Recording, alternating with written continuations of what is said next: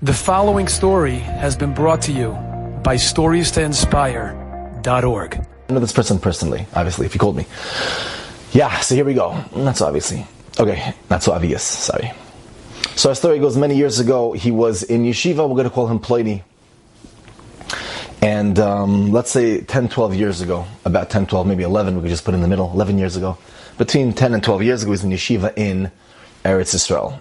And unfortunately, there's this thing that goes on in yeshivas. I'm sure you're not aware of this, or maybe you are aware of it, but unfortunately, there's something that goes on in yeshivas, perhaps goes on in yeshivas, and that's like, it's not something that's taken so seriously, but it's called bashing. That's what it's called. When you have close friends that like to bash each other, like to, you know, those one-liners like, shh, and then the mic and the mic dropped, you know?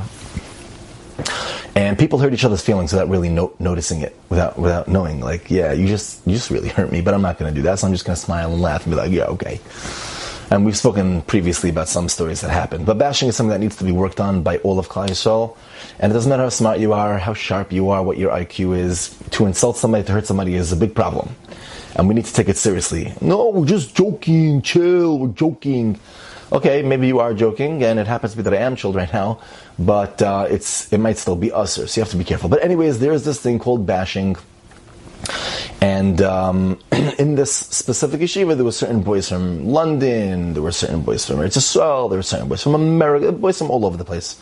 Sometimes they have those cliques, you know, the Americans, the Londonians, what? And the this, and all the different, you know, the different people. And at times you could have, like, you know, people bashing each other, or the groups bashing each other. Hopefully not. Hopefully everybody did tshuva, and hopefully it doesn't exist anymore.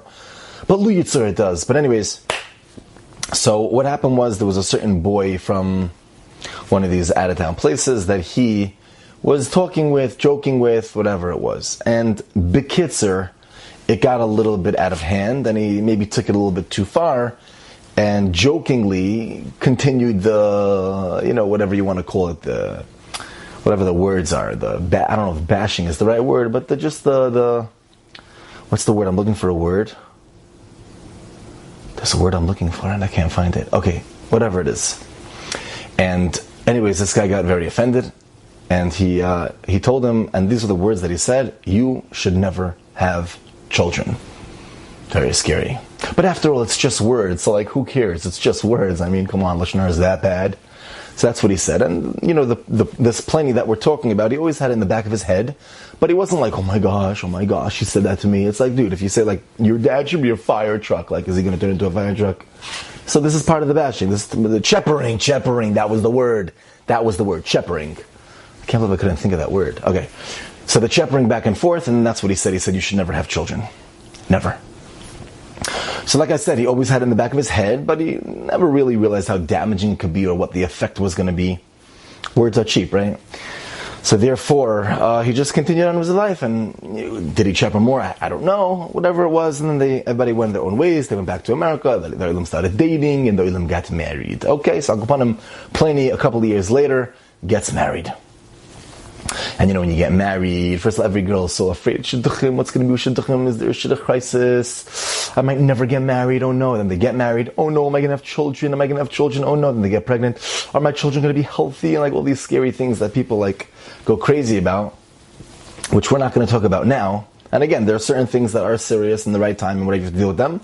But you know, for everybody to just go crazy all day long is just obviously not a healthy thing. But anyways, they got married, and within the first year, you know, they were a little bit anxious and, you know, everyone's waiting for the first grandchild, or whatever the case is. And the first year comes and goes. Now, they did go to a doctor, and they found out that there was a complication, meaning that his wife, Pliny's wife, had a complication. There was a few things that were a little bit complicated. Whatever they were, it's not really negea, but there were certain complications. And that made it hard, it made it difficult, it made things a little bit more scary, a little bit more realistic, more tangible. But through the hard and through the challenges and through the doctors and all the pain and the crying and whatever it was, they were able to, Baruch Hashem, have a child. It was not easy. It was not easy, to say the least, but they were able to have their first child. Okay. After the first child, they were waiting a year, and another year, and another year, and they were going to doctors, and they were going for treatments, and you know they were told that that the condition got a lot worse since the first child, and they're probably never going to have a child naturally again, naturally for sure not, and with treatments and a fortune of money and a lot of pain, we could try to, there are certain things that have certain percentages that we could hope, maybe this, that. Okay, very, very hard. I shouldn't say okay, not so okay. Very dark times. And they davened very, very hard. And, they were a little bit scared to speak to their parents. I don't know if scared is the right word, a little bit embarrassed. Like a lot of us, we have a lot of things in our heads that we don't want to speak about, even though maybe we should speak about. And they pretty much kept it to themselves, but they needed a lot of money. Because every doctor visit cost $1,000 just to see the doctor. And then the actual treatments, many, many thousands more. And they were trying to avoid the parents, so they were trying to get money from here and there. People were thinking, like, what's going on over here? Like, it's not being so open. Like, they're so young. What are their expenses already? Like, something's wrong over here. Kids, it was very, very, very hard times. Now, we all know, all of us, that when things are hard, shalom bayis could be difficult. A person's Judaism could be difficult. There's a lot of things in life. When you have a lot of pressure, when there's a lot of stress, usually things could come up. You know what I'm saying? And it just makes times a little bit darker. And from doctor to doctor, this is how it went. B'kitzer, they went to a doctor, and the doctor said, I'm doing one more treatment, not today. Eventually we're going to do one more treatment. After this, if we cannot get it this way, and by the way, this way only had, if we can't do it this way, we're going to have to do a whole nother route, which only has a 10% thing in the laboratories, and craziness. Not much craziness. Now, during this time, the Pliny, he did a cheshbon nefesh, and he was thinking to himself, like, what's going on over here? And he remembered the story. He remembered, in yeshiva, I remember I used to shepherd a guy back in the day, 10, 12 years ago, 11, and let me try to find his number. Maybe I should ask him, Mechila. Maybe that's the mukar, maybe that's the source of what's going on here.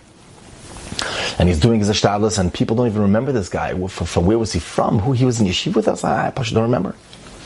Okay, so he's trying. They're going to doctor. A lot of crying, a lot of tears, a lot of pain, a lot of dark. And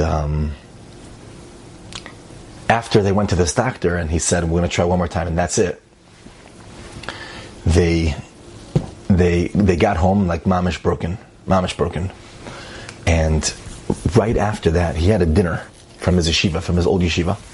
And he went to the dinner and he told himself, he's like, let's ask around. I want to ask around and see, maybe there's one guy who remembers this guy's number. There's got to be somebody. Come on. It can't be that everybody forgot him. And he walks around by the dinner and there's one guy he goes over to and he says, by the way, do you remember so-and-so? He's like, that's so funny you ask. This morning I spoke to him. He's like, by the way, he does not live there anymore. He now lives in Meir Sha'arim. He's Hasidish, a younger man, steiging away, whatever. He's like, what? He's like, do you have his number? He's like, yes, I have his number. I called him this morning. He said, can I have his number? So he got his number. And he called this guy up and he's crying, mamish, tears. And he's like, listen, I don't know if you remember this, but a long time ago, I used to chepper, used to bother you, jokingly bashing, whatever. Bachram, do it. Guys will be guys. Boys will be boys, And I'm really, really, really sorry. I really am. And I did not realize how much pain it was, etc. And I don't know if you remember, but you told me that I should never have children. And then he went on to explain exactly what was going on in his marriage and his life and his, all the pain and all the doctors and the treatments and the thousands of dollars. And the guy said, oh my gosh, I am so sorry. I never meant when I said that. And you should have a bracha that Emir Hashem, everything should be smooth, and you should have healthy children and healthy pregnancies and healthy births in them. I am so sorry, I never meant that. And he's like, I never meant to bother you. And mamish, they were meichel each other. And it was a tremendous time. At least in Shemaim, it was a tremendous time. Anyways, the next day, they went for their procedure from the doctor, who was trying it one last time, where the success rate was not like in the 98%, And they did the procedure, and 9 months later, she gave birth to a baby boy. 9 months later. The mechila, the next day was the procedure. 9 months later, baby boy. Now the story doesn't end there. Throughout this whole ordeal, the doctors told him that there will never be a time that your wife will be able to give birth naturally. Will be able to have a child naturally, to conceive naturally. It's just not going to happen. And we know, because we're doctors. How you doing? And it always hurt him that, it's EFshar, they say in Israel, like EFshar, ze betach lo in baya, no problem, ze EFshar, impossible, impossible, totally impossible. Anyways, by their third child, who was a boy as well, they gave birth naturally. And not only did they give birth naturally, it was an amazing pregnancy. It was amazing childbirth. It was just, everything was easy and smooth. And this child, who's now, I don't know how old, like a little baby, he's already a Rosh Yeshiva. No, he's not a Rosh Yeshiva, but tremendous. The power of Meichel, of Mechila. The power of words. The power of wishing somebody bad. 3 baby boys, healthy baby boys. Baruch Hashem, and he's doing very well now. B'siyata d'shmaya. An incredible story. This is a true story. Everybody say a true story. So they achieved the impossible, right? Enjoyed this story? Come again. Bring a friend. StoriesToInspire.org